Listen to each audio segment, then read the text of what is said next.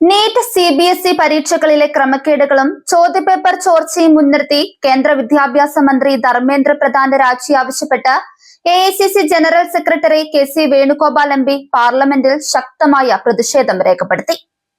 Sir, हमारा demand very clear है. Education minister should be resigned. Then one more.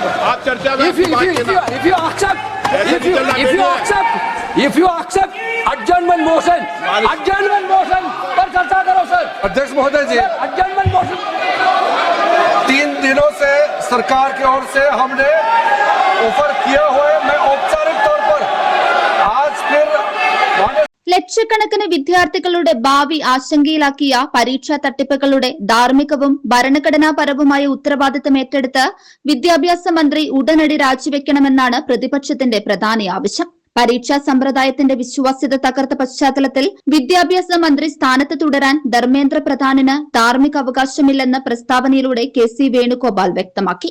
Delhi Jantar മന്ദിറിലും പാർലമെന്റിന് സമീപവും സമാധാനപരമായി പ്രതിഷേധിച്ച വിദ്യാർത്ഥികൾക്ക് നേരെ ഡൽഹി പോലീസ് നടത്തിയ ലാത്തിചാർജിനെ KC വേണുഗോപാലും മറ്റ് പ്രതിപക്ഷ നേതാക്കളും ശക്തമായി അപലപിക്കുകയും അവർക്കെതിരെ എടുത്ത കേസുകൾ പിൻവലിക്കണമെന്ന് ആവശ്യപ്പെടുകയും ചെയ്തു.